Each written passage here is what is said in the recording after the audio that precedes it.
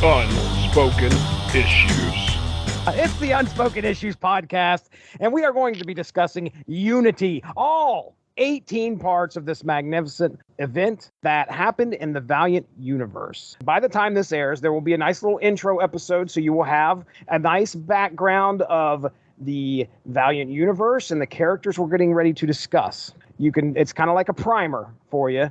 To get into the Valiant universe and be prepared for what we're going to talk about tonight. We're dividing this up into the plan, I think, is six issues apiece, so three episodes total. We're going to be covering parts 1 through 6 tonight. Of course, not alone here. He put it on the schedule, I believe. That is Dean Compton. Dean Compton said, "We're talking Unity. Are you ready to finally start, Dean Compton, to talk about Unity?" Well, based on what I understand from these books and also from what I understand about quantum mechanics, I've always been ready to talk about Unity. I will always be ready to talk about Unity, like yesterday, now, forever, like WWE shit, right? Like you did, now, forever. We're gonna do this all the time. Yeah, I mean, I picked this for sure. I unabashedly love this crossover. I think it's the best superhero crossover of the 1990s. I think it is better than Infinity Gauntlet. I think it's better than Zero Hour. I think it's better than DC 1 Million. I think it's better than a lot of stuff that comes out, during this time, if for no other reason than it may be the one that has the most lasting ramifications and maybe the most natural crossover that ever happened. I just really, really dig the seriousness that happens here. There's certainly jovial moments, but this is one of the few crossovers of the 90s, and I would put Infinity Gauntlet in here too. You really felt like the stakes were very high. You really felt like things could happen, and things do happen that, like I said, have long-lasting ramifications. So I love Unity. I love the Valiant universe. There's really not a character in it that I don't just dig, except for, I don't know, who are those guys called? Psylords or something, like the time people from the net, they're like the next level of Harbingers. I didn't like that one, but like I like just about everything else from Dr. Mirage to the Visitor. And this is the place I think where Valiant gets on the map. It's hard to talk about 1990s comics, particularly early 90s comics, without talking about Valiant Comics. They were honestly the first company to really make a stab in the superhero market since probably the Tower and Charlton guys in the 60s. I know there were other companies, Innovation, Comico, but these guys got on the map. They were big. They were treated, very, very importantly. There was almost for a while a big four, and Valiant was certainly one of that big four. You had Marvel, DC, Image, and Valiant. And there was everybody else, and Valiant was certainly there. They earned their way there with great storytelling, a lot of incredible world building on the part of Jim Shooter and the people around him, and honestly, a tremendous amount of getting the most out of every cent they had, because this is pretty much their Hail Mary. If this doesn't happen, they're probably not going to last that much longer. But indeed, Jim Shooter does throw the big touchdown pass. Voyager Communications, Valiant, they get it done. Darry Wade also gets it done. I bet you're going to talk next. He's shaking his head. I was like, it's better than Infinity Gauntlet. He's shaking his head no. I know he doesn't think so. It doesn't matter. It's not the first time he's been wrong. Won't be the last. Go ahead, Darry. That's high praise. I mean, Infinity Gauntlet for me is the standard in anything. I would say this. Here's the thing: the 6 issues of Infinity Gauntlet, they might be better than this. But if you do the whole thing, I don't think it holds up as well as these 18, just because it's tighter. But go on. I introduced you. Now I'm still talking. That's rude. I had never read Unity before. I was very excited to do so because I had no idea what it was, but I knew it was epic. So I was very excited to read this this big sprawling thing and fill this giant hole. I actually only read what we were supposed to for this. So I am still in the dark, but obviously feel free to spoil.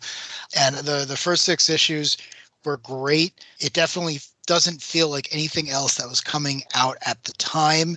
It feels more mature, but at the same time, it's got these timeless qualities. And a lot of ways, if you know the backstory, if you know who Jim Shooter is, if you appreciate his work, this definitely seems like the next step of what he was trying to do at Marvel. So certainly from that point of view, and setting it against Infinity Gauntlet, which is a huge success that happens right after or shortly after Shooter leaves there, this is almost like a parallel branch, if you will. So I enjoyed it a great deal, but I knew nothing going into it. I think some people, and I don't think this is is necessarily true, but they describe Valiant and like this universe here, like this is what the new universe should have been.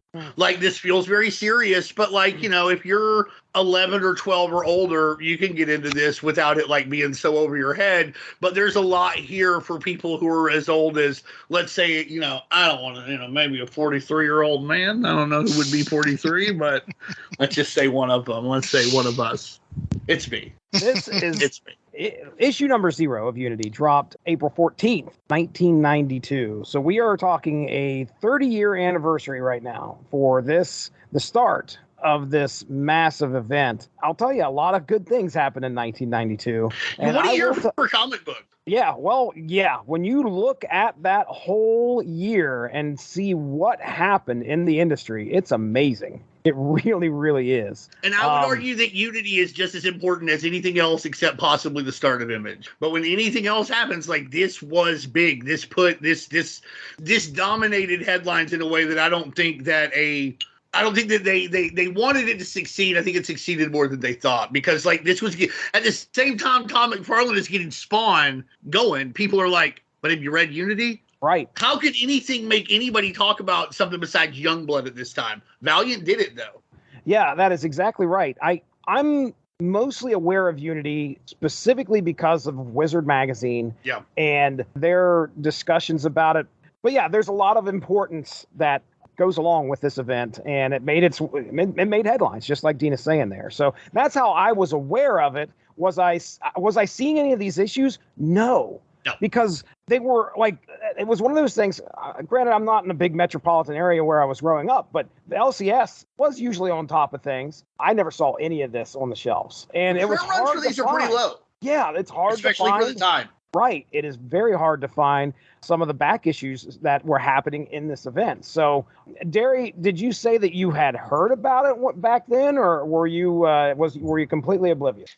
I had the Unity trading cards. I'm a little younger than you guys, so I was real big into that trading card. Like I was that. I had boxes and packs and stacks of them. Like that was my thing. That was I always tell people that's what I used before Wikipedia. Like I'd get the Marvel ones, read the back of those over and over and over again, and just be like, oh, I know that fact. I know that fact. I know that fact. Did you know?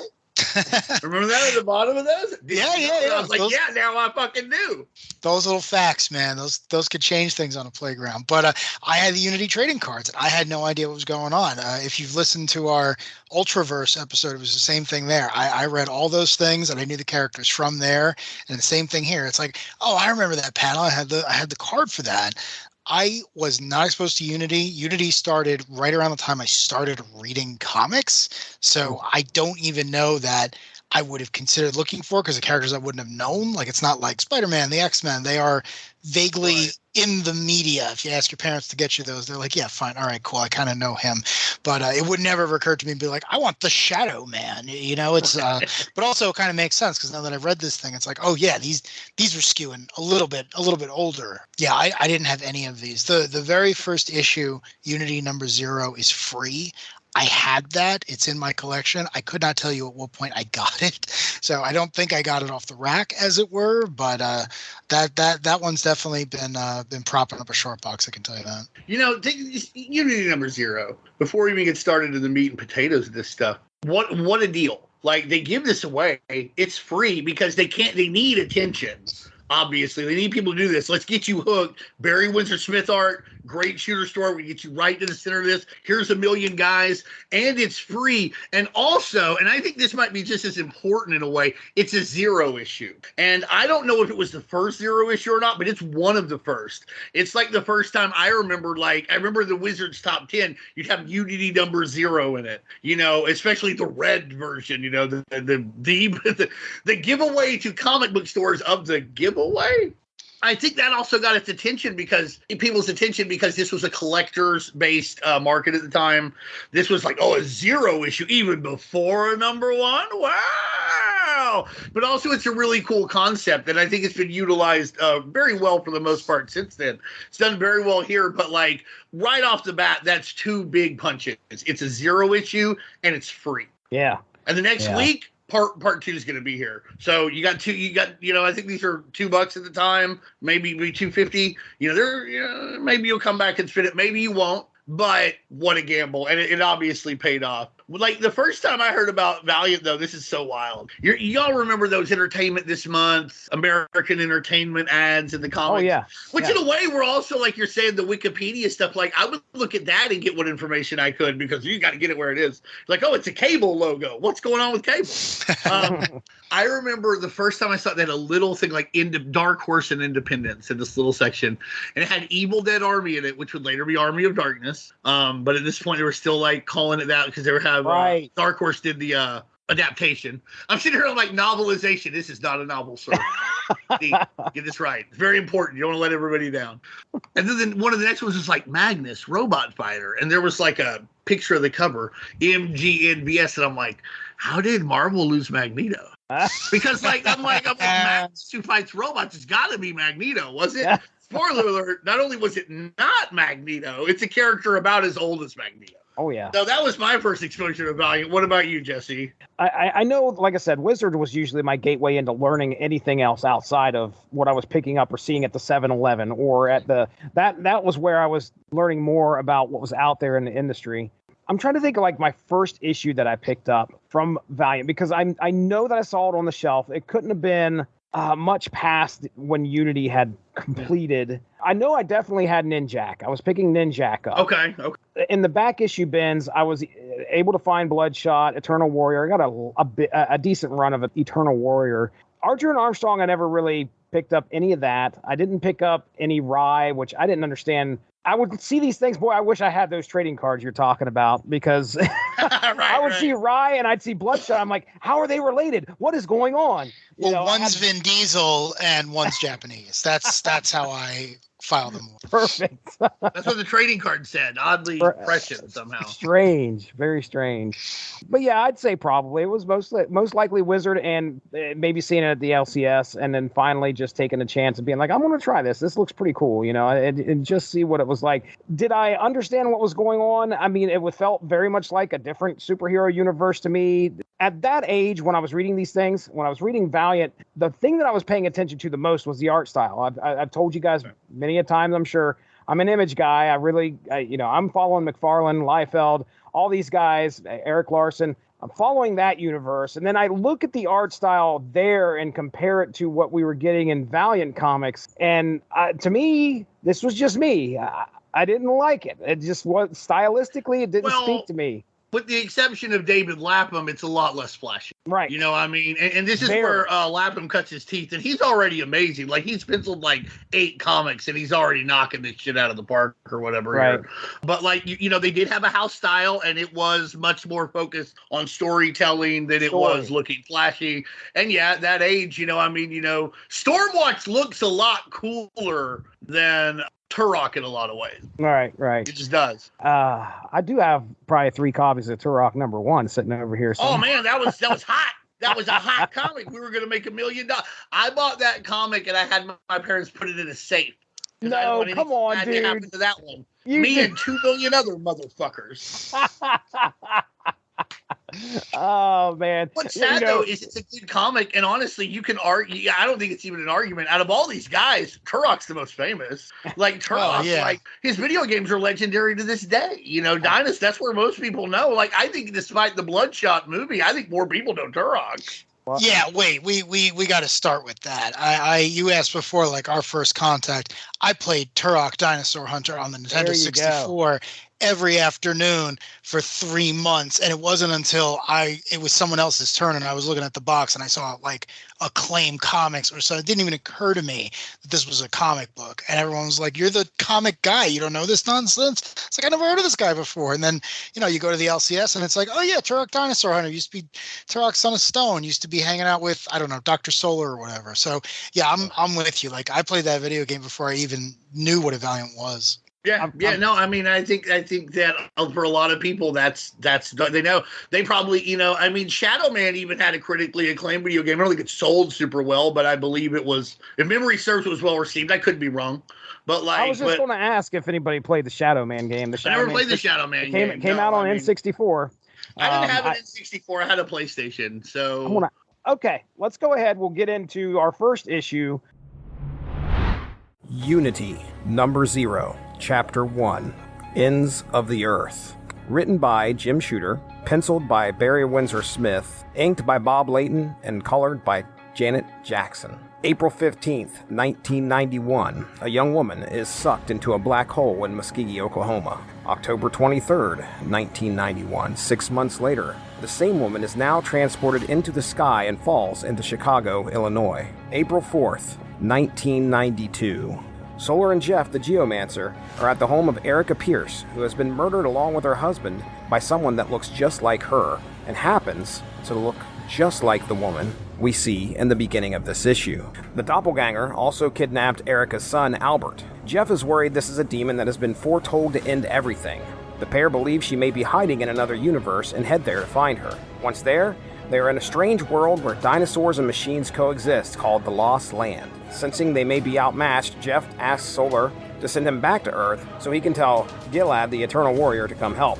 Solar detaches his hand, giving it to Jeff, allowing him the power to teleport. The hand seems to guide Jeff to recruit some of the other friends of Solar's, as well as Exo Manowar and the team of Harbinger. Before making the journey with Jeff, Gilad goes to his brother Armstrong, who is currently palling around with his friend Archer. They all head to the Lost Land, where they meet up with Solar, who is also joined by some residents of the 41st century, 4001 to be exact, Super Samurai Rai, Magnus the Robot Fighter, and another Gilad from the future. We also get a glimpse at Erica Pierce's motivation, as she is trying to set things right because she blames Solar for sending her through the black hole and ending the universe she was living in. Aware of the hero's arrival, she sends legions of followers after the team, intent on killing Solar in order to unite all of existence in her own reality. This is a perfect start to this event. We get our start of the story as Jeff, the Geomancer, and Solar try to prepare for Erica Pierce and her plan for Unity by recruiting other heroes to stop her. So our big bad in here, as covered in the synopsis, is Erica Pierce, a lady who found her, she's a little upset at Solar because her current circumstances are basically a result of something that he did. And I'm going to say in another timeline because what's happening. What basically happened was Solar, when he got his powers in the Valiant universe, he actually created a black hole and destroyed everything. That happens. So he rebuilt everything as well he could, and that's why throughout this Mother God, Erica Pierce is like, "You fucking fucked it up," and he's like, "Yeah, but I didn't really want to rebuild everything anyway. You want to. This was a mistake." You're right. Right. So apparently somehow she would, because of the black hole and everything it also created like let's call them dimensional fissures. So there's a lot of different Solars now. One of the Solars will go on to hook up with Void, which will create the Deathmate universe later on. Right, baby. But so he met a bunch of his other selves, and so like in one universe somehow that Erica Pierce hopped over to the world that like survived the black hole, hopped to the world that like let's Prime Solar, the Prime Valiant universe, where like where Erica Pierce would just like kill her husband, kill herself, and everything. She hopped over there, just killed her, took Albert. So and that'll be more later once we talked about this, people.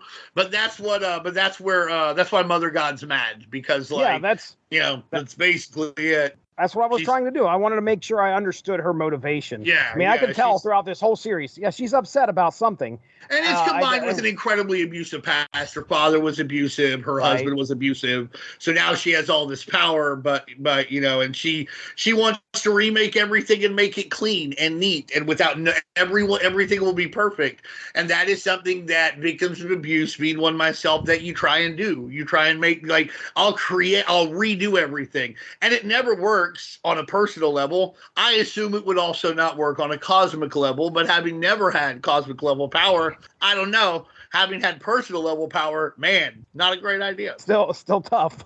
Yeah, I mean, I couldn't imagine like trying to do it on a cosmic level. Jeez. Yeah, like now if I had cosmic level power, I'd just be like, oh my god, can I just have like a bunch of Fritos? You know, like, I was like, I just want to sit here and read comics. I don't want to do anything. Listen, but like when I was younger and still dealing with some of those traumas, which she obviously has not dealt with, I'd be like, I'll remake everything and it'll be perfect for everyone. Now I'm like, oh man, what if I could just go back and talk to Jack Kirby for 20 minutes? Right. Now my aims are much less grandiose. What if nobody went hungry? That'd be sweet. Darry, do you have any notes on Unity number 0 here? Anything that you yourself took from this issue? Yes, I have to say, out of all the issues that we read for tonight, this one was my favorite. For a bunch of reasons. First of all, Barry Windsor Smith, I love him. Obviously, he hasn't done as much work as some of the more prolific comic book artists, especially of this era, but the guy's great. The guy's never drawn a bad comic that I have been exposed to. So seeing his name on this entire thing was a delight. There you go. It's some of his early X-Men work. One of them's not great. Okay, I believe. But you know what? For him, like, not great is still like, okay, well, this will get you a 78, which is still not bad. Yeah, I can't draw a stick figure, so I mean, I know nothing. I also know nothing about art. I always feel very bad as a comic book fan because I'll talk about writing a story all day, but you get to the art, and I'm just like, that looks pretty, and I know that person's name, and then I got to move on to something else. People start talking about like zip tones and like all this stuff. Like, I don't know what the fuck that is, but wow, that looks good. And also I'm just saying, the only thing I can draw is a conclusion. Oh, very nice, very nice. I don't know if this is a small thing, but I love that Unity opens up from the perspective of what will be our villain, because you don't know that. And going back to Dean's point of her trauma and her status as a victim, again, you don't know that going into it, but by the time she is all powerful, and to give some context to people who haven't actually read Unity, we're talking like Dr. Manhattan. Like, imagine all the power that John Osterman has in the comic, the movie, presumably the show. Like, that's the level we're talking about. We're not talking about just very strong. Like, this is cosmic reordering type stuff. And I love that you open with her and you see her, you're watching her fall to earth, you're watching her encounter people, you're kind of seeing her story. And then when the pre-existing characters, the protagonists, introduce themselves, you're already like, wait, what's going on with that woman? And I really like that because it pulled me in. It's like, oh, what is her story? And then by the time you see that she's the arch villain, the reason they're all going to team up, it's like, oh yeah, okay, cool. Because I want to know why she's like that and what she's looking to accomplish and how she's going to go about it. And seeing all these characters who not super familiar with, because I wasn't reading their books up until that point, it's almost, again, to go back to the Infinity Gauntlet, it's like, well, cool, I'm following Thanos. I know the Marvel characters are going to fight him. I want to know why that's going to be interesting. It's the same thing here. You set up the villain, and the heroes can't help but look good going up against her. So I thought that was a great way to open it. As far as Barry Windsor Smith goes, I'm kind of lukewarm. Nobody's ever said they were lukewarm about Barry Windsor Smith before. Did you not hear how much he loves Jim Lee? Come on, you got to listen. I will probably edit myself. I've only ever heard people be like, I hate him or I love him. That's the first time I was like, I'm sort of the middle of the road on Barry Windsor Smith. I mean, people are like, I'm middle of the road on Rick Levens. You know what I mean? Like, I don't know who that is. He penciled Captain America for a little bit. He did the Cap Wolf stuff. But the point is, like, that's the guy you're like, I can take him or leave him. He's like, I can take or leave Barry Windsor Smith. That's wild. Go on, puke worm. All right. He hates the British. That's what it is. Yeah. He's like, we left him behind. Yeah, we left them. I don't got time for them. No, for real, go on about it. I'm not. Well, no, I wasn't. Mainly what I was going to kind of segue to is the coloring on this book. It really stands out to me. Like, if you take a good look at how things are colored, it's really spectacular.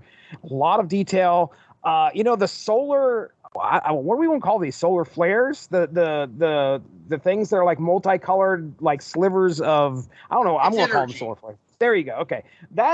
Solar flares works for me. I mean, I don't know what they call it. I don't want to get confused. I don't want to confuse people. But I mean, these things look really neat, and you see them pop up throughout the event. But again, I just want to say that respect where respect is due. I think one of the things that pops out at me, usually in most Valiant comics, is the coloring. And I don't know why that is, but our colorist here is Janet Jackson. Janet Jackson is very talented, and she doesn't get near the credit that she deserves, not just for coloring, but she's done a bunch of like promotional art, merchandising art. Like if you ever saw like the LJ and X-Men 8-bit Nintendo game, she drew that like pose for them, and she's a really nice lady. She's on Facebook. I mean, it's always fun whenever we exchange a comment or two. Really smart, really funny, and like I said, really talented. Behind the scenes of like Marvel, Valiant, and Defiant, a much bigger force among 90s comics than you would think. A name that probably should get bandied about a lot more. I think that Unity #0 does a great job of sometimes, like if you like say you go to the baseball game, right? And like these guys are like, "Hey man, do you want this pack of napkins that has the Braves logo on it?" And you're like, "Fuck no, I don't want," but it's free. Sometimes free things, when you make something free, you can diminish its actual quality, use, or importance. You have to be very careful with that because people are conditioned to think that you get what you pay for, because oftentimes we do, but in this case, they do a great job. Not only was this free, but you feel like you're like, wow, obviously you can't get your money's worth because it's free, but it's not like one of those things where like you go to the county fair, you come up with that bag of shit. You're like, why did I pick up this like feather pencil? You're like, oh great. Jackson sewage. What the fuck? Right? Like you don't feel that way. No, you're glad you grabbed it. You might wish you had grabbed another, just because like I want to put them side by side and look at it. Because you're right. I think it's beautiful. I think the coloring's beautiful. I think it does a great job of getting the hype train rolling. Not pushing it too fast, but getting it rolling, because this is an 18-part crossover. So you got to kind of pace yourself a little bit. You know what I mean? But like they do a really, really good job of that. I think if you would never, and for a lot of people pick this up, they probably had never seen the Valiant universe before. They also do a good job of basically capsuling everyone who's anyone at this time. I think except for Shadow Man is in like #0. So like everybody who's going to be a player, you at least see like a little cameo of them at some point.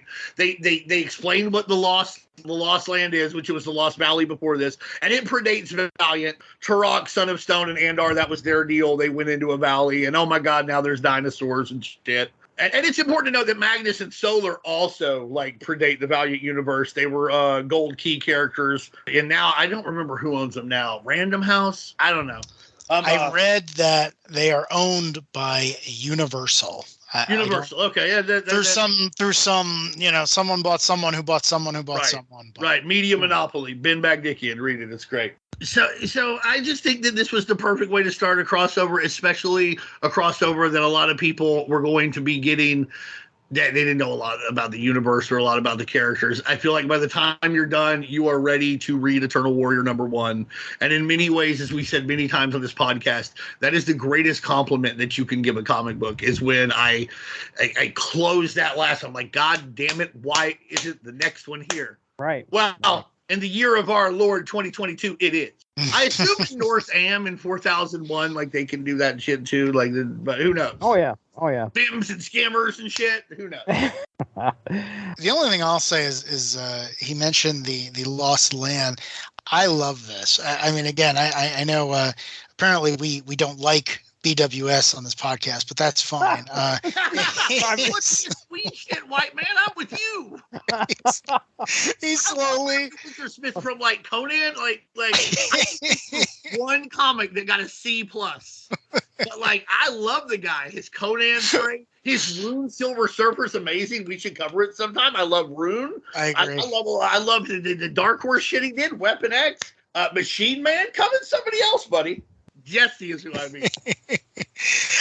I'm flipping through it now, and one of the things I really like is he builds momentum. I don't know if this was in the script or if this was just him sitting there looking at his pages or whatnot. But you get a bit into this, and suddenly there's superheroes, and then there's dinosaurs, and then there's a giant city that looks very Kirby-esque, and then there's like robots, and then flying dinosaurs, and then robots on dinosaurs, and it keeps building where everything is fighting and everyone's fighting, and then Solar cuts his hand off and gives it to the Geomancer. Yeah, I forgot to mention that, like the hand thing is brilliant. like this, we're talking about Valiant in general, but like this freaking issue like passes all the tests. Like it's deep, it hints at lore you haven't seen yet, it gives you a ton of characters, each one's fleshed out, each one's interestingly designed. A lot happens and a lot builds on itself. So again, I'm just saying, if you were a fan of pretty much anything and someone gave this to you and said, this is free, take it home, flip through it when you have a chance. You don't even have to read this freaking thing. And you can be like, oh, I kind of want to know what happens next. Who is the bum in the cap who appears to be super strong and hanging out with that young boy? I want to know more about that. And in case I forget to mention this later, Armstrong is my favorite character in all of Valiant. New, makes sense. old, acclaim. Yeah. So, but I just thought, if nothing else, it's a well put together book. It makes you want to get the next one, and it builds on itself. This is not a boring crossover where it's going to be, two people fighting for 6 issues. It's like the stakes are high, and our characters are going to have something to do. Get the next one. This crossover is going to have kind of a Pulp Fiction feel. You're going to see like a lot of the same stuff from a lot of different perspectives. So one of the best things about this comic book that, you don't realize until you're like 7 or 8 parts in is how you don't get tired of seeing its events again and again. And that is a credit to Shooter and Barry Windsor Smith as well, because you're going to see it, you're going to see it a bunch. Like now it's Armstrong's take. Now it's Gillen's take. Now it's fucking Magnus's or whoever's, right? And like even Erica, I think, gets her take of this like moment per second or whatever. And like, since you're going to see it again and again, it can get old hat really quickly. Instead, I am excited when I see it again. I'm like, oh, this is how so-and-so looked at it. I would also compare it to way I've never read these books, but Emily, my beloved girlfriend, who's on here from time to time, she describes Game of Thrones like that when you're reading Game of Thrones, because every chapter is from a different point of view of a different character.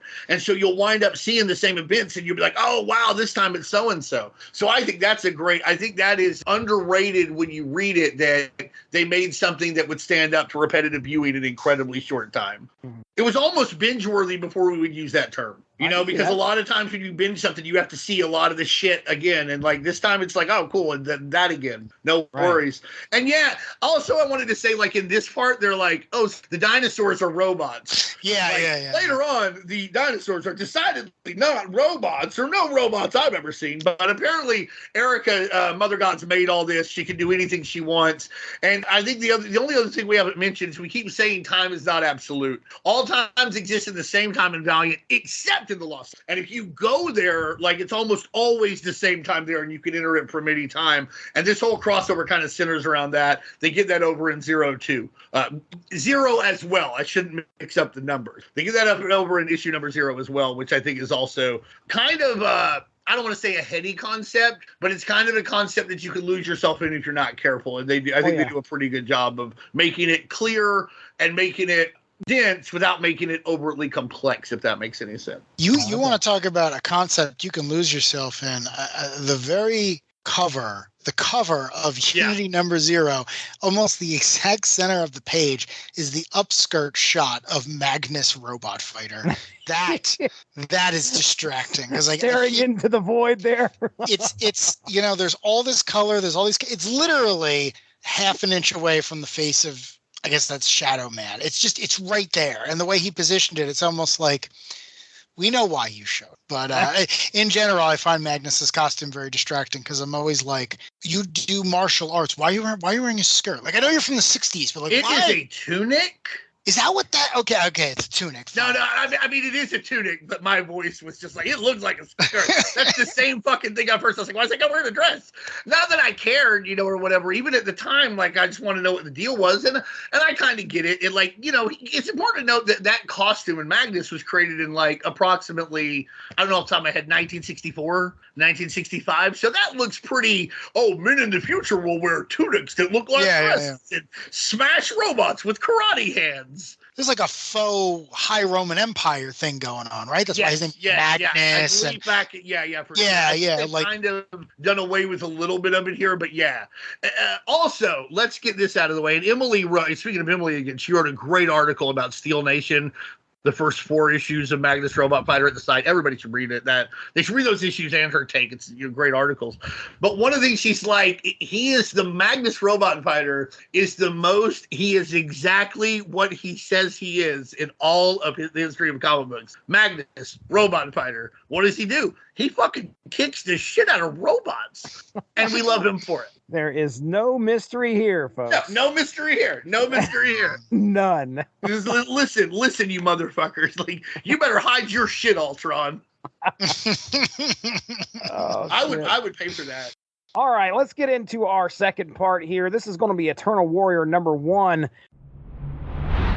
Eternal Warrior number 1, Unity, Chapter 2, written by Jim Shooter, penciled and inked by John Dixon. Back in ancient times, young Gilad leads a pack of warriors against a warring tribe. His younger brother Aram wants to fight along with him, but just isn't old enough yet. 30 years later, the tribe has grown, and Gilad explains to Aram things are getting grim and that they must move on and continue to plunder, or they won't survive the winter. Their father believes Aram has grown soft and will fail the tribe at some point. The geomancer of that era warns Gilad that the earth will call upon him to help it in the future. The next day, a raid on Mesopotamia does not go well as they turn Gilad's tribe away and then attack them on the outskirts, killing all of his tribe and leaving only Gilad and Aram alive. Sick of the bloodshed of their life, Aram leaves Gilad for a quieter existence. The geomancer of this time reappears and tells Gilad his son has been spared by the soldiers and taken prisoner in Mesopotamia. However, the geomancer tells him his son would be better off there instead of being raised under Gilad's vengeful tutelage. The geomancer invites Gilad to walk with him on a journey and maybe do some self-discovery along the way. Gilad accepts. Sometime later, Gilad finds Aram in Egypt. As they reconnect, Gilad explains that the geomancer told him that the world may need their help and he wants to be able to count on Aram when this occurs. In the present day, we see the events of April 4th that led to Gilad being contacted by Jeff. As he is on the phone with Jeff, there is a knock at the door, and then bullets blast through it. As Gilad grabs a gun to fight back and protect his assistant, he dematerializes and reappears with Jeff in the events of Unity number 0.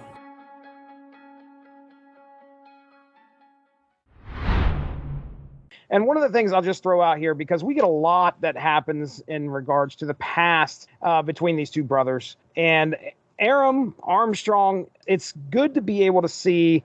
I mean, he gets crapped on because they keep calling him lazy, but a lot of it is he's enjoying life. And my take is that he's enjoying life, and the tribe that they're in decide to go. I think that's Mesopotamia. I think they decide to go raid. It appears to be Mesopotamia. Yeah. Yeah, they decide to go based on their weaponry. And based on the architecture, I think it is supposed to be Mesopotamia. Now, I'm saying that, watch somebody read it, it just says fucking Mesopotamia, like in the caption. I sound like an asshole. But like, if you see ziggurats and copper swords, it's Mesopotamia. Okay. Well, they go up against them, and they get their asses handed to them, basically. Yeah. And then Mesopotamia is like, oh, well, hey, you guys, some of you guys are still alive? Oh, we'll fix that. And then they send out the rest of the warriors after them and basically wipe out their whole tribe, except for those two. Aram's like, okay, I'm done.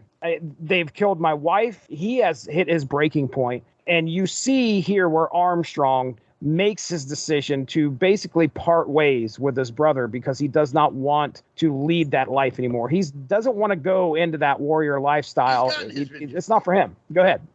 I'll just say he's gotten his vengeance. Right. Well, yeah. I mean, geez Louise, did he ever? He pounded that guy's face in. And continued to pound it. Talking like, let's go raise an army and kill these people. He's like, I killed the people who killed my wives, so I'm going to go not kill for a few minutes. This is probably my favorite of the issues. Maybe Archer and Armstrong number 1. But I am a proud big brother. And like, so I really like things when there's like brotherly relationships, when brothers are, at odds, but also together. And this is a great example of that. Brothers are similar, but brothers can be very different. Like my brother, Ray, and I like, if we're planning a trip together, I'm the one who's like, we leave at this time. We go here. We do this. This is how it works. When we get there, Ray's like, here's where the party's at. Like, here's where you can find, here's what we're going to do. These are the fun things. It's a cool spot. I've already met some people. And like, because brothers can be very different. You take care of different things. These two have totally different outlooks at this point. It takes years. It literally takes like hundreds of years for like Gillen to calm down. You're the big brother. Yeah. In this story, Aram's looking up to his brother and wants to become just like him. Yeah. Did you have anything like that with your brother? Yeah, I think so. I mean, I don't want to answer for him because that sounds fucking smug as hell. Like, oh yeah, my brother always wanted to be just like me. According to my little brother and little sister, and I'll tell you what they say, and I don't try not to put too much importance on this, but we were like abused and neglected. It's a very traumatic environment growing up, and they both say that I set a really good example and made things a lot more stable for them. You know, I did honor roll, played baseball, got into comic books, you know, tried to do things and be very kind. And I wasn't always the kindest, don't get me wrong, I was a little shit sometimes, but they said that I set a very good example and was very stable in a time when they didn't have a lot of that. And that they really loved me and look up to me for that reason, that I really, you know, helped raise them as much as, if not more than my parents. That's something they say. I think they're terrific people, and they'd be terrific whether I was there or not. And I don't want to take any fucking credit for the great people they've become. It's nice to hear those things. So yeah, for me to be the big brother, I think that there was a little bit on my little sister too. Like my little sister, she's into all the shit I'm into, even more so than my little brother. Everything from like Dungeons and Dragons to Friday the 13th. You know, like she would be on this podcast. She loves superheroes, loves playing, you know, complicated board games, etc. This is not a podcast about my life. Sorry, everyone. She loves Valiant comics. And so I do think there was some of that. I think that unlike Gillen, I give my younger siblings a lot more rope. Like he's like, you're a fucking idiot. What's wrong with you? I'm like, you know, if he wants to be nice, let him be nice. Although remember when Aram's like, oh, I'm going to kill these kids by damming a stream and then fish will grow and eat them. You're like, what the fuck is that? Like, what are you talking about? But he is a nice guy. But that's what I really liked about this issue. Crossovers usually launch new titles. That's usually part of their, you know, event crossovers. It's part of their deal. This is an exceptionally good number one to be launched in the middle of a crossover, in that like it takes you away from it. It's basically the story of Gillen and Apada, him and his brother meeting at different times, but it feels important to what's going on because it lets you know just how long the Earth and the Geomancers have feared the Mother God. Because this guy's been alive forever. His brother's been alive for fucking ever. And who knows how long they're going to live. We know he lives till 4001 AD.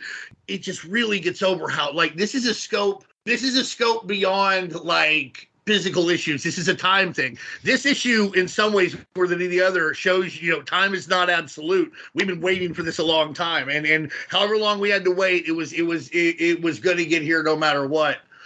And again, there's really cool James Bond type stuff that happens here. He works for a solicitor doing like dirty work. You get to see, this is the issue where you get to see him and Aram meet up later in ancient Egypt. And I love the part where they're like, use the old tongue, you know, because yeah, if you were alive like 57,000 years or what the fuck ever, yeah, you don't want a lot of people to know this until the very end where he's like, now I think that's from this quote. He's like, we can live forever, but in this age of miracles, nobody believes us, which also makes a lot of sense, you know, because like we're all too skeptical in an age where like you could go to the hospital and get like a fucking heart transplant and things like that. Like we would never believe that. That's too beyond us. We have all this stuff. Like, what the fuck are you talking about? So I really like the whole issue. I think it does a great job getting Eternal Warrior over. Gets a great job showing us the difference between him and his brother. Great number one to come out of a crossover. And based on what I said earlier, this would be no surprise. My favorite part is when like he goes to see him in Egypt and he's like, listen, the end of the world's going to come, Aram, and I need to know that I can count on you. He's like, yeah, you fucking idiot. I'll be there for you. Don't you? I love you. And I think you're talking nonsense, but I'll be there for you. And I think my brother and I, if you don't have a brother, you don't understand that. But my brother and I have said that to each other several times where, you know, not about the end of the world. Ray and I only fought Mother God once and we kicked the shit out of her. We didn't meet all these people. But like about other things, you know, it's like, listen, I'm going to be gone. I don't want anybody asking questions about it. All right. I love you. Whatever you're going to do. You know what I mean? Like you just kind of accept that. When your brother asks you something like that and it's deep, you do it. I really like that part. All right. Darry, what do you think, man? The number one thing that I like very much about this issue, other than Armstrong, who I mentioned I've got a fondness for, though that has more to do with the 2012 Fred Van Lenzie series from the Valiant, the second or third Valiant relaunch. I really, really like the idea of the Geomancer. So, you know, every superhero story's got their own version of the magician or the shaman or the sorcerer who brings knowledge to the hero or, you know, has that knowledge corrupted by the villain. I love the Geomancer as a concept because I love the idea of the whole world is waking up. You got a whole bunch of different sources of superpower. I made a black hole and it made him into God. You got a bunch of eternal people with no explanation. In the reboot they try to explain it. And here it's just like, no, you're both immortal. Let's see what happens. And there's a bunch of other stuff. So everything's kind of waking up. And I love the idea that there's someone going around who is just in the dark as everyone else, but they can learn and they can learn more easily. I loved seeing the Geomancer with Solar in the beginning, the guy with the little headband who's walking around with his hand. That whole thing felt incredibly like, yeah, exactly. That whole thing felt incredibly like Jimmy Olsen to me. Like if you told me that there was a Jimmy Olsen comic from the 60s where he is running around with Superman's hand and he's got to get a bunch of people to help Superman out of the Phantom Zone, I'd be like, that makes perfect totally sense, Bob. Yeah, there'd be that cover. There'd be, Oh yeah, like you shouldn't have Superman's hand, Jimmy. He's like, but I have to. It's the only way to save him. And like Green Arrow's about to shoot it or some shit. It would be like that. The big fucking type, at the bottom. It's like, why does Jimmy have Superman's hand? It's Superman of the Phantom. Yeah, oh yeah, Mort Weisinger, FTW. Yeah, seriously. But it's good because half the time you meet a Geomancer, it's not like Doctor Strange who shows up, who has all the knowledge, who's kind of cryptic about it, who's like, oh, we got to save the world. We keep talking about Infinity Gauntlet, but even in that story, he's who the characters go to, and he's like, oh, yeah, man, we might have to sacrifice half of everything to save everything else. And here the Geomancer is like, I have no idea what's going on either, but the world is talking to me. It's speaking to me. I think there might be, I won't say a plan, but there might be a way to get through that. And I love that. I thought that was such a good storytelling technique because, in comics, you can get a lot of information across with the visuals, but every once in a while, it's nice for someone to show up and go, I have no idea why, but I think we should go in that direction. It's like, great, move it there. And then you get another cool splash. So the Geomancers is one of those concepts where I don't think it's a holdover from Gold Key. I don't know if it's a Shooter creation or a Valiant, but it continues all the way through. And it's one of those things where I'm always like, that's a good idea. I really like that.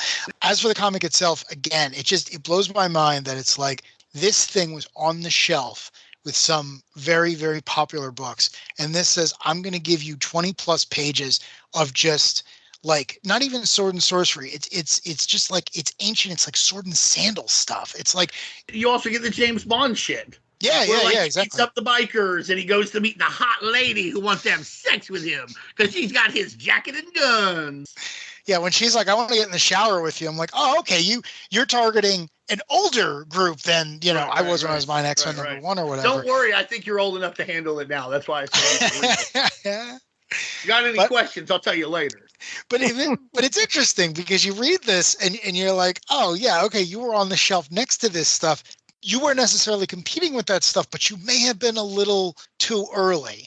So I know this was a big success, but at the same time, people always talk about like, oh man, superheroes dominate, one genre dominates an entire medium. And I'm reading this and I'm like, I wouldn't say any of these characters are superheroes. And I find that really interesting. You would call some of them science heroes, some of them magic heroes. I mean, but you're right. Like superheroes is the word. Like Exo Manowar is decidedly not a superhero.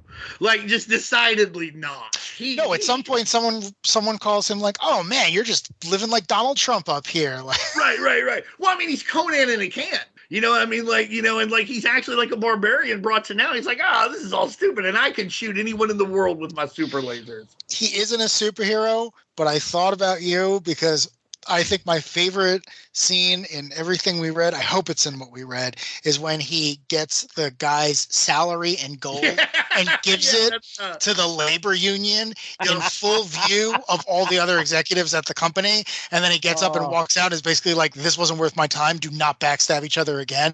And everyone's like, yes, sir, absolutely. And the implication is that he is like a captain of industry, no questions asked. And it's just like, make everyone afraid of you and play fair with them. And I was like, that's the best scene in this whole thing. And I love that it's gold. It's not just like $195,000. It's like it's in gold. So like you guys can just hold on to this if you want, whatever. No more talk of strikes. That guy's fired. We don't rip off our soldiers. Yeah. And to get too ahead of ourselves, but like through Unity, you will see that Exo is very concerned with anyone that he leads. That doesn't mean that he's not harsh on them, but like he is not concerned. But yeah, you're right. These guys aren't necessarily superheroes in the traditional sense like we're used to. I find like going to the thing you said where it was like on the shelf. What's really odd is you're looking at this thing. It's on the shelf with like you know, the Image explosion, the rise of the Midnight Suns, Punisher Warzone. Later on, the death of Midnight Suns. I'm just saying, like, I don't think it was great, but they put a lot of hype into it. Yeah. So I'm just saying, I bought Rise of the Midnight Suns. I didn't buy Unity. And so there I, you go. yeah. And hey, listen, honestly, I love Rise of the Midnight Suns. It doesn't compare to Unity, but it's good. Darkhold's a sleeper. That's a really good comic. More people. I agree. But like, and also Morbius, poor Morbius now, but that Morbius series is pretty solid. But like, you have the death of Superman later, and like you have all of these things that happen in the industry at this time, and somehow this Unity crossover is like dominates a lot of the fan press, dominates a lot of the year-end talks. That's really something from these guys. And I want to touch on the other thing you said. They're going for an older audience, and not just an older audience, but I think a more sophisticated audience. I think a good analogy here at the same time would be the Neo Geo console.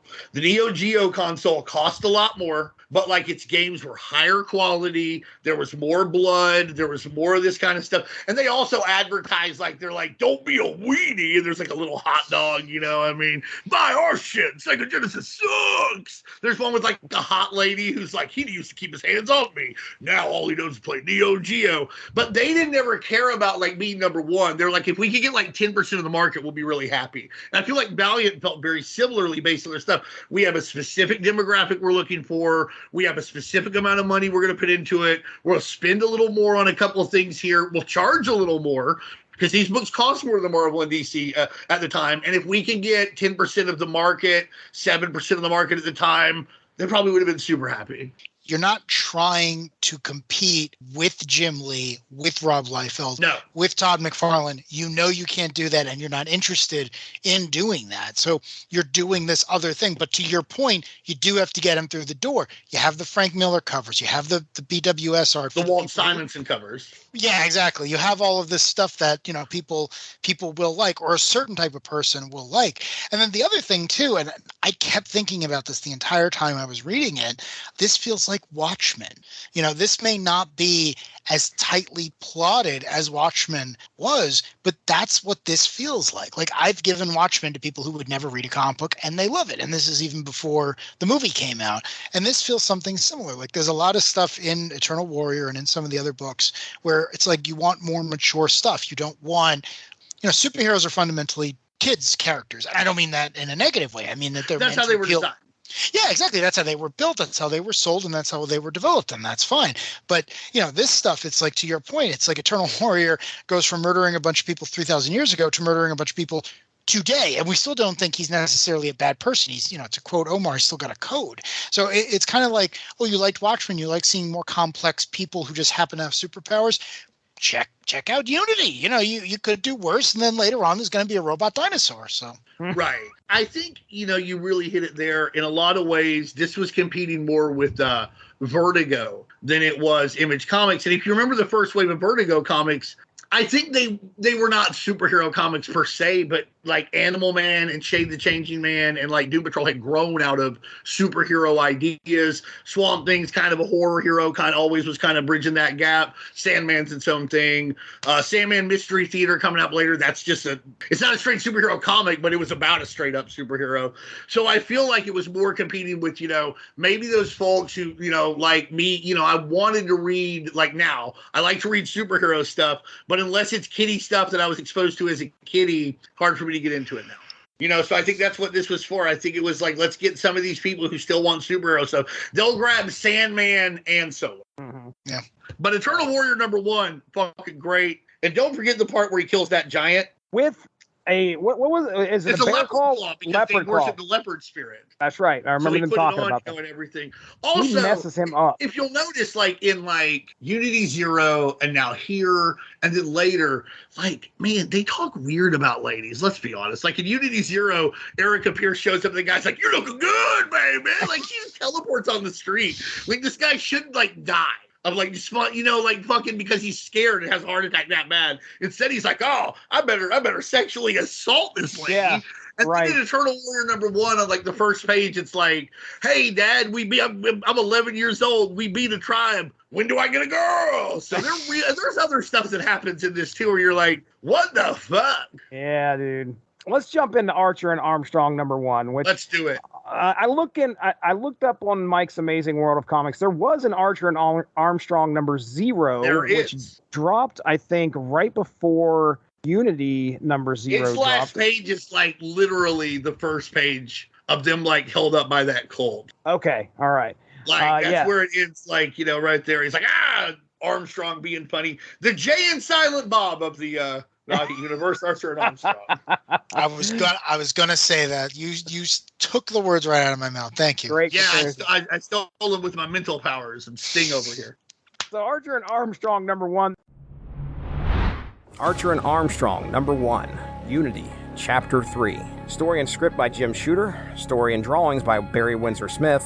Story and inking by Bob Layton and Maurice Fontenot on coloring. Archer and Armstrong are taken to the Lost Land with Gilad. As they join the others, they are immediately in the throes of battle and they head for cover in the forest. There they are found by a man with the title of Section Prelate Reg, who wants some answers as to who they are.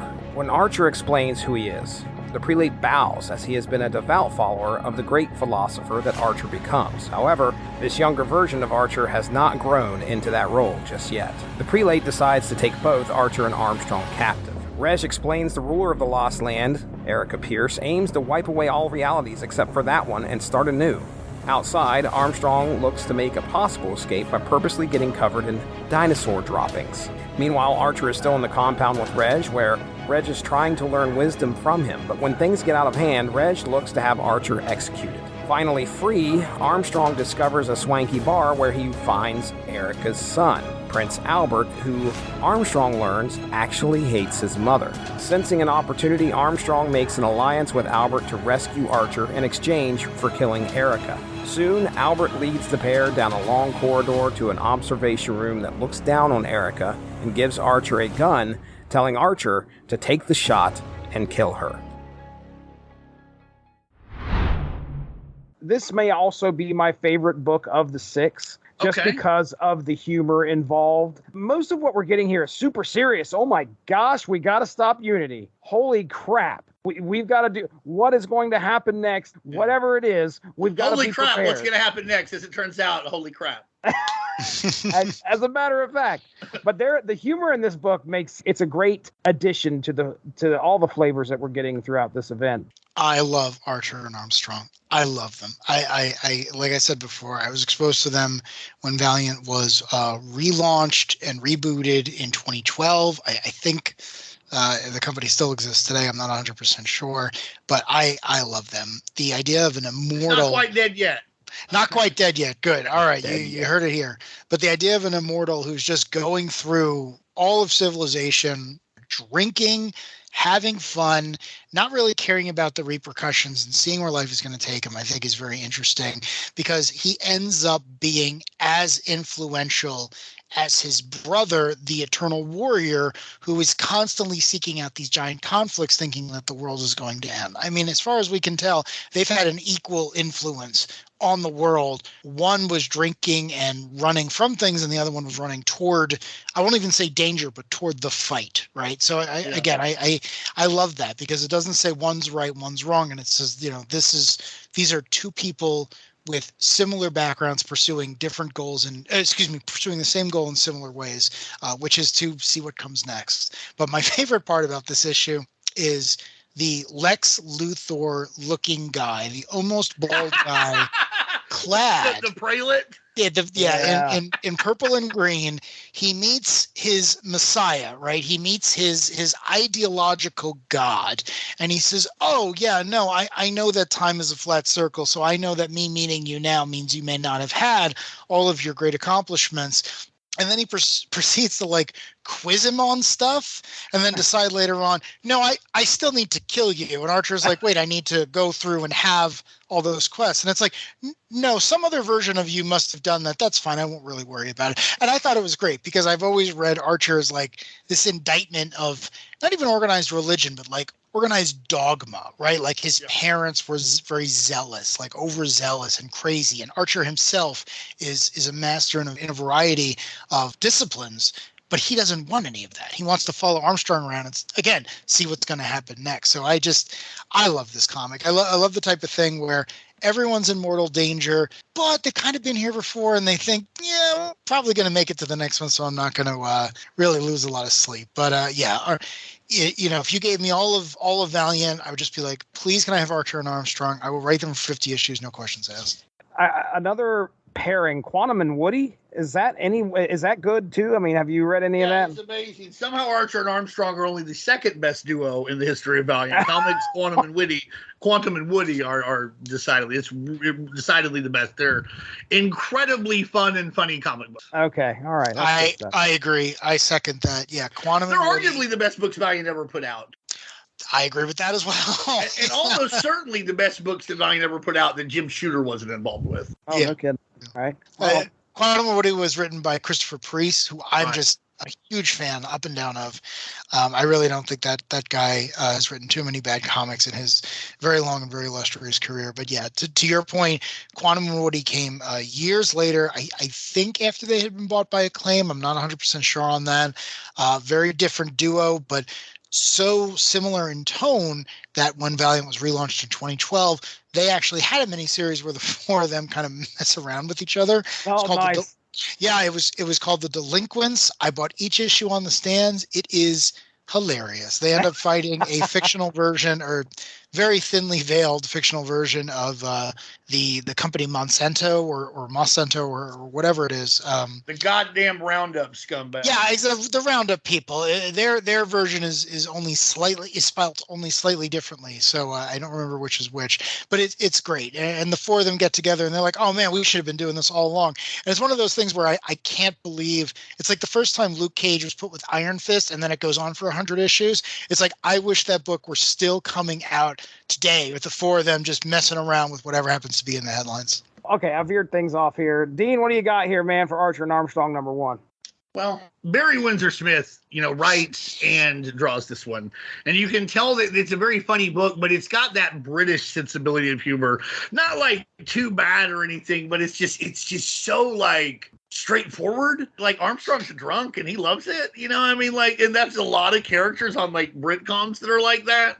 Like, if you ever watched like Black Books, like Dylan Moran's character's an asshole and he's like, hey, that's how it is. And so like, but Armstrong's not an asshole. One of the things about Armstrong I like to point out to people too is everybody's like, oh, him and his brother are so different. They're not. At one point they talk about it. And like Armstrong's like, listen, I'm going to fuck up any nonsensical piece of trash that comes around me, but no, I'm not going to go chase down a bunch of wars and stuff. So it's really the same. It's a matter of scope. It's like who helps more, Thor or Daredevil? I don't know. It's a hard thing to say. It's a matter of scope. Has Thor saved the universe? Yeah. If you're like a homeless guy in Hell's Kitchen and some gang member shakes you down for your last like $13 and Daredevil comes and kicks that guy in the tooth and gives you back $13, that is your universe. It's a matter of scope between these guys. Hilarious book. You can't get enough of Armstrong complaining about being hurt. He's like, he punches a thing, he gets burned. He's like, this sucks. He gets shot in the stomach. This sucks. He hits the robot like that he cons Albert into thinking is talking bad about him so that he can befriend him. Hits his knuckle. He's like, my fucking knuckle. You brought up Luke Cage earlier. Luke Cage does this too. One of the only super strong people who are like, yeah, I'm pretty invulnerable and strong, but that hurt. Like, I didn't like it.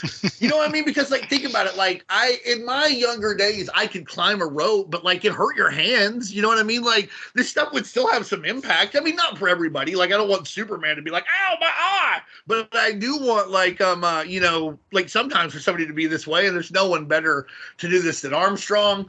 The interplay between Archer and his, I don't know even how to say it. He doesn't really worship him, but like his zealot, I guess, his follower, is very interesting because it really shows one of the weird dualities of man. And this is one that I think we all have at different times. He wants something that he can't have at the moment. He's not willing to wait for. Like he keeps telling him, he's like, motherfucker, I'm 20.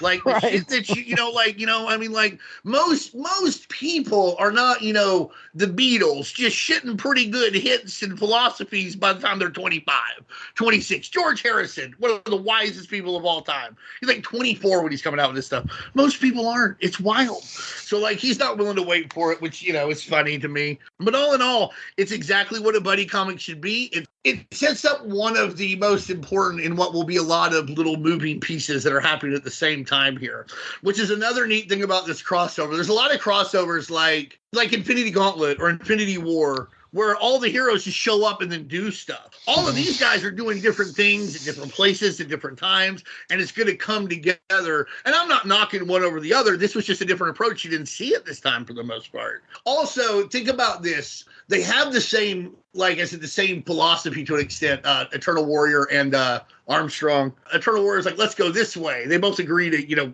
clear out. They can't win from where they're at. Armstrong's like, no, we got to get away from this shit. We got to like that's not going to work. But their instincts were the same. You got to get away and regroup. They did it in different ways. And also, I love that Armstrong is into place. Like the deck where like you can do the drugs and all that stuff that Mother God doesn't know about, where Albert likes to go because he can smell a beer. He goes there to get beer. Way to go, buddy. And like he's sitting there, he's like, I wonder where my brother is. I hope he's okay. He could really use a drink. And then you see that weird shit talking about like muskrat dipping, like paw dipping, muskrat love. I don't know what the fuck that is, and I don't want to know, but it sounded bad. It was like fucking Captain and Tennille muskrat love bullshit. I don't need this. It was wild. That Albert guy is a piece of work. I don't care what happened to him. Oh, I don't yeah. care what happened to him, because if somebody who had a lot of bad stuff happened to him too, like you can't be this way. But what a piece of shit. I'm going to pop pills and break people's teeth and muskrat paw dip? I don't fucking know. Yeah, dude. The future slang. You mentioned this. You have this in your notes. The future slang rules. Yeah. So, scammers is like now skimmers, and like bims for bimbos. And they're like, look at those bims on him. Squeezins. Ha ha ha. And like, I think at one point they actually like just truncate words. Like you were talking about, like suspect is now sus. They do that a couple times. I just really thought it was great that they were trying to get across that. And it's not just future slang. This is the lost world. People have been coming into this from all over. These, the cult members who follow Mother God are there now. These scammers were already there. People find their way in here. So this is also like an amalgamation of a lot of different cultures from a lot of different times. So it's just interesting to see. So at one point, I think this girl says to Albert, if Mother God finds out, she'll hang us up by our squeezers. And I'm like, okay, what is a squeezer? I bet you I know. I know what a squeezer is. But you have no idea. They can that's one thing that's fun about Future Speak in comics. They can say just about anything they want to. Frack. Shock you. You mentioned about how things are moving along outside, and they make sure to address that. Like every once in a while, you'll just get one panel of like the battle that's been going on while these guys are doing other things, right, which is great. It keeps you, number one, it isn't much that they have to do to just let you know, okay, this is where we're at in the story. And then you guys can go back to your story that you've been reading right now. The other thing is the best moment in this book, and there's quite a few of them. Armstrong getting crapped on by a pterosaur and using that as an escape plan. Oh, yeah, real clever. That's all I have. Anybody else have anything before we move on to Magnus? Yeah, there's something that we were talking about before that I kept thinking about. It's this idea of Armstrong didn't just drink and philander his way through the last couple of millennia. He also pursued like artistic pursuits. Every single time that a song took him, he followed that song. He's like, I'm going to survive any nonsense you throw at me, so I'm going to see where this goes. And there's the argument to be made. It's like, who had a bigger impact on history, the Eternal Warrior, the guy who went and fought the war, or Armstrong, the guy who wrote the poem about the war that we still tell ourselves? Which is more important, the violent act that killed the king or the story about that? And again, that's one of the reasons I really like Armstrong, is it's hard to argue that he didn't have just as big an impact on history as his brother, who probably saved people and killed people and did a lot of Batman-esque crap in time periods you and I can't even name. And not that he was looking for glory. He was looking for purpose, but Armstrong found his and looking at the world and saying, well, I want to make sure I express the emotion of the time. So again, I thought it was one of those things where I really appreciate Armstrong as a character. Whenever I start thinking about this book, I think more stories could use a character like that, almost like a bard, to wander around the background, to know they're going to be immortal, to know they're going to survive to the next era. You know, you need someone in the background of the Legion of Superheroes headquarters, a little tipsy, saying, no, I knew Superman. He was kind of stuck up, but his clothes were always well ironed. Some nonsense like that to add color to the story. That's Sunboy's job. That I know nothing about the Legion. I pick on them because I figure if I say some nonsense about them, it's probably true. But also, I believe Shooter got his start there, so I figured thematically it worked. But I guess the only other thing is just that, you forget that this is a reluctant partnership. That, like, when our Archer refers to them as partners, he's, Armstrong's like, what did you call us? Like, and also the funniest part of the book is when the prelate catches them. He's like, who are you? And Armstrong's like, listen, I am a dung salesman. Because he sees that big pile of Tyrannosaurus shit. He's just like, I'm a dung salesman, but it looks like you guys have plenty here. I'll just be getting out of here. Yeah, we'll be leaving now. Worth a shot. So, a funny book. And again, a really good book. It's a really good number one to follow a zero, as weird as that may sound too. Okay. Well, it drops you in the middle of the story. I agree, and it drops you in the middle of the story. It's great too, because it kind of shows you why the characters work. Because it's like, all right, they were getting beat up by a gang, and there's some nonsense going on with his parents. Well, we're just going to move to this another story, and you're going to see how they both are going to react. Basically, at the end of their adventure, right there at the end of time, and he's already moved on to something else.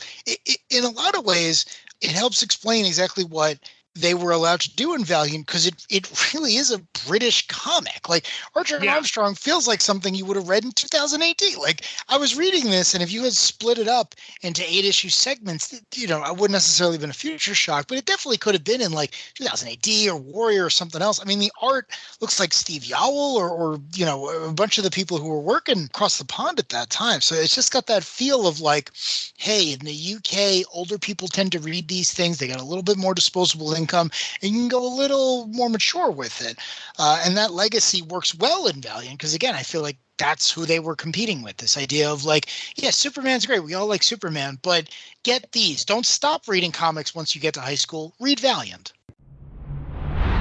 Magnus Robot Fighter number 15, Unity, Chapter 4. Story by Jim Shooter, written by Roger Stern, art by Ernie Colon. A new geomancer is crowned in the year 3998, named Rocky, who has shown that a cult lives in this era that worships Erica Pierce, who now happens to be over 2,000 years old, and also in the last stages of moving her refugee cluster to the Lost Land in preparation for her plan for Unity. Rocky is tasked with finding Gilad, the Eternal Warrior, to prepare for what is to come. 3 years later, in 4001, Rocky is still trying to track down Gilad and finds himself in the room for psychoprobes. Finally finding Gilad, who lives a docile life taking care of fish, memories suppressed of his years as the Eternal Warrior. Rocky hands him an axe Gilad once owned, and he remembers the past in full.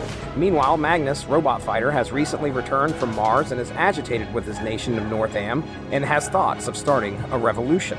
Over in San Gabriel, Erica Pierce believes all the potential threats to her have been stifled and activates her plan for Unity, causing her whole compound and a chunk of the land around it to disappear. Rocky understands that her plan is underway and takes Gilad to recruit the hero Rai. After seeing the events in San Gabriel, Willow begs Magnus to take some kind of action, to which he agrees. Magnus's plan? Head to Memorial Stadium in San Gabriel to face an old robot nemesis named Talpa to get some answers. All right, Magnus Robot number 15. Magnus Robot Fighter number 15. Yeah, that's an important part. Yeah, because he's not just a robot. Magnus Robot means something like entirely fucking different. Yes. The one thing I want to go ahead and talk about here, well, I mean, the art style in this book is like on a completely different level. This is Ernie Colon, I believe. Unbelievable. Let me just say that I really liked the way that this issue looked. It just says art by Ernie Cologne, so I assume he's on colors. This looks like pencils and colored pencils almost. I have no idea if that's how it was done, but it really looks good. Tell me about what you thought of this art style here. I had the exact opposite reaction you did.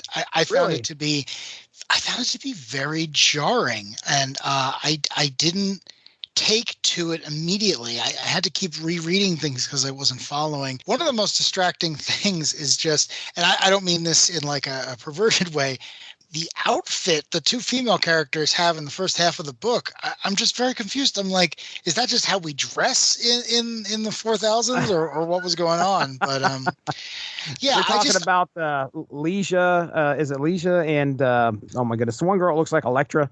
It's not Electra. Yes, though, I mentally I kept referring to her Willow. as Electra. Yeah, Willow. But Leisha has puffy sleeves, like full on puffy sleeves. Under boob. Man, and the then most a useless shirt. garment of all time, right? It really, what do you really is. But not Emily mentioned that when she wrote about this too. She's like, "What the fuck is this sexy? What is this?"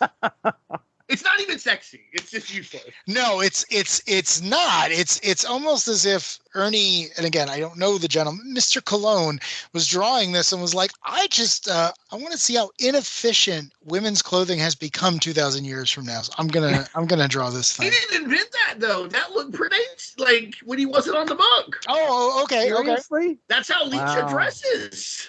Wow. I have to be honest. I have to admit this. I would say that Magnus Robot Fighter is not only the one that I know the least about out of pretty much all the Valiant characters. He's the one I connected with the least because I just every time I don't fight many robots. It's not even that. It's just like what is your deal? It's like at one point someone refers to him as a hyper conservative, but he's coming around and he's going to start a revolution and everything else. And I don't know. I couldn't get a beat on him. And I didn't know if that was just because he's from the 60s, right? He's 20, 30 years before this.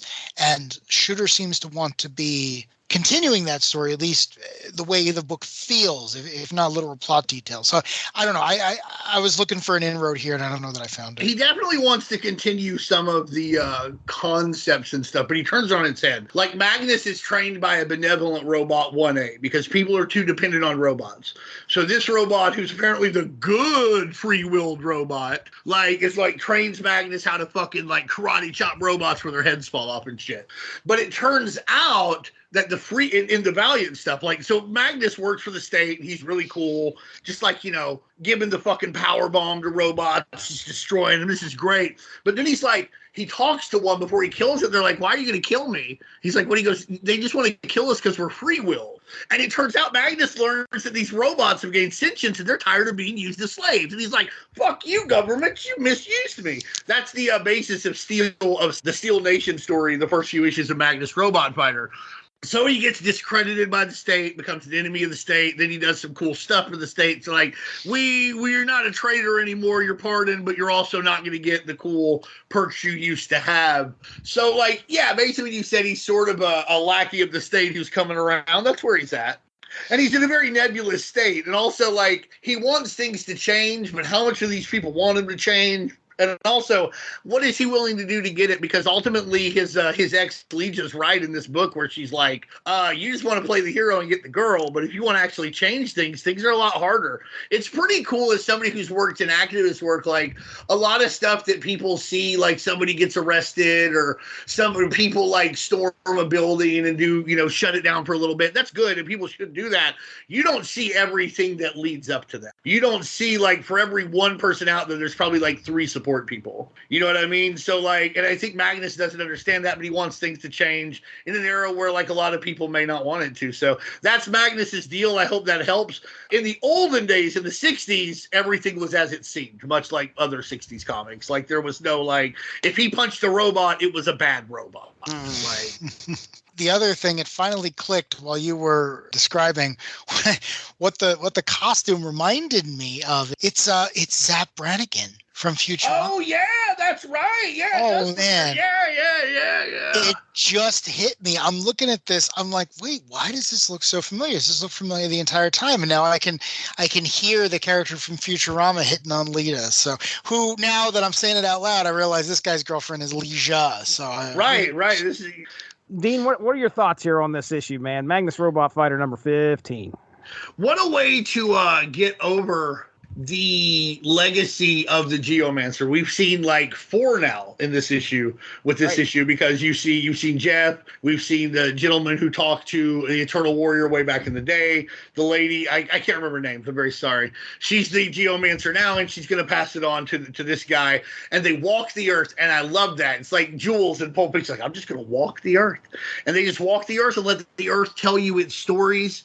I love how he gets the Eternal Warrior out of Psycho Probe. the Psycho Probe place where they've changed that. And I mean, and also like later on, you'll be like, when they try and team with Magnus, like the Eternal Warrior of, I guess we should call him like 4001, because like, this is a place where you actually have to refer to him as such, because otherwise. Yeah, it's going to be fun come synopsis. Yeah, but I love where at one point he's like, I want to team with Magnus. That guy's a fucking fascist. He calls all of them fascists. I respect that. He's like, they had the Psycho Probe him 5 times. I really appreciate that, like, this really didn't take.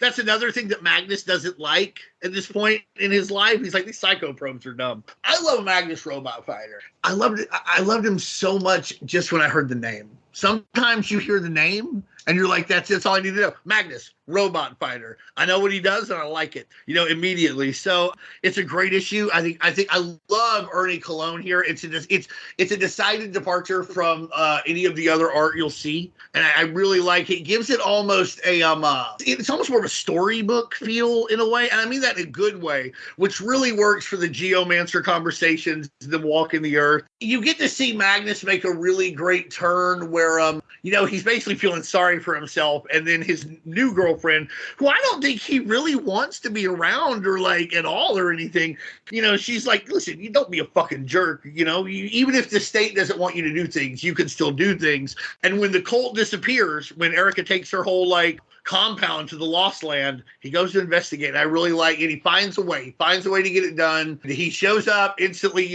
starts, smashing on that robot and stuff. I really like it.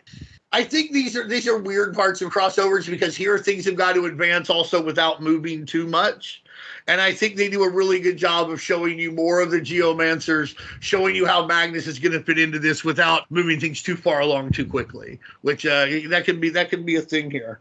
Yeah, the only other thing I wanted to say is again, I mentioned this before, but I really love the concept of the Geomancer, regardless of which character is inhabiting the role. And one of the reasons I like that is I'm a huge fan of Grant Morrison, and Grant talks about magic. Right, he means magic when he says it, and with a K, right? Yeah. It's a whole bunch of nonsense. But one of the things that was discussed when The Invisibles was coming out was the idea of magic in everyday life. You don't need to be a wizard. You don't need to know things. You just need to be very good at observation. And that's one of the things I really like with Geomancer, where it's like, no. I've learned how to listen to things. It's not that I've gained a new ability. It's not that I can do something that you can. Is that I've learned to listen to everything, not just people, not just anything else. And that's really on display here, and kind of works really well in the setting of North Am that they've defined or that they've borrowed, where it's like, well, everyone is very far removed from where the reader would be, and also the world is surrounded by robots, some of whom are free-willed, some of whom are not. And it's this idea of like, you can't define things any longer by what is and isn't able to communicate with you, because if you're a Geomancer, everything communicates with you. So I thought that was a really good way of interpreting the far future. And again, one of the things that Valiant lays out very well is they have characters that can connect to all the different periods of time. The Eternal Warrior's always going to be there. There's always going to be a Geomancer. The idea is from Bloodshot on, there's basically always a Rye.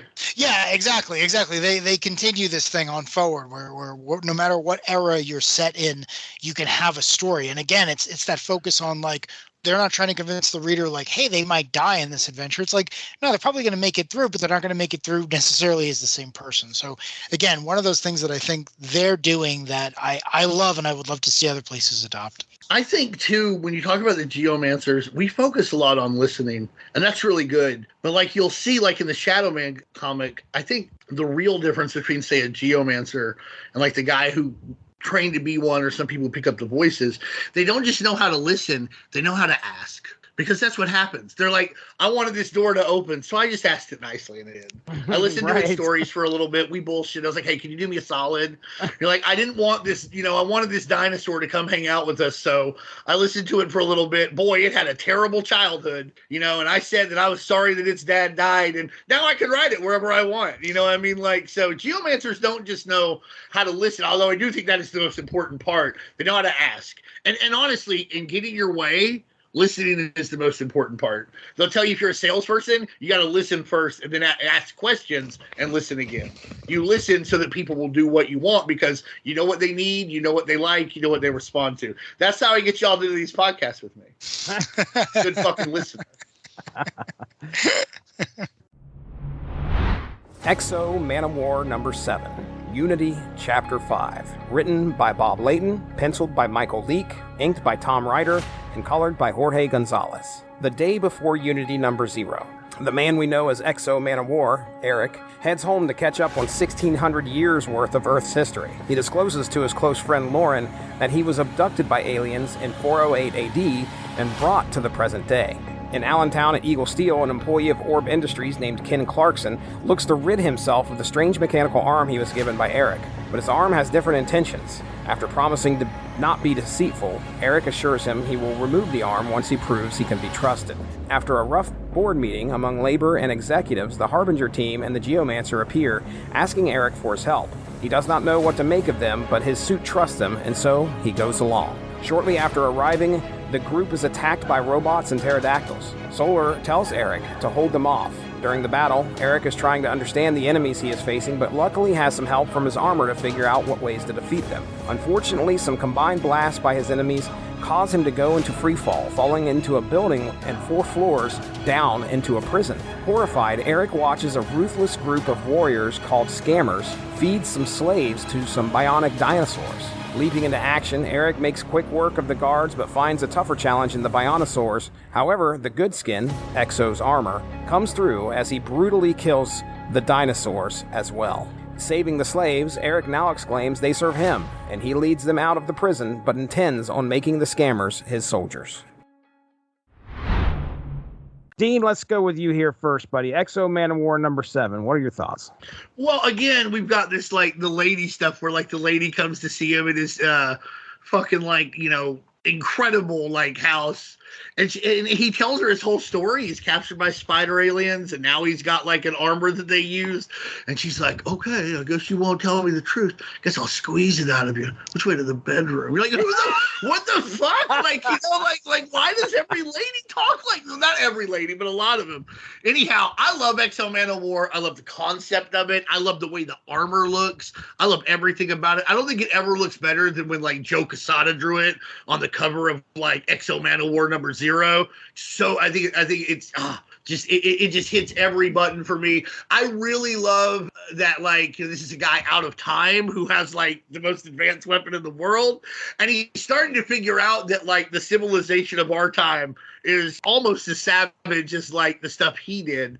And again, this is one of the things I really love about Unity. When he shows up in the future, the Lost Land, when he's like, I should, like, make a kingdom here. He's not interested at all. Like, he's not interested in fighting Mother God or whatever. But, like, he's more interested in consolidating his power. Like, back on Earth, he's taken up the corporation that the spider aliens used to own. Like, he owns it now. He killed them all and he took it over.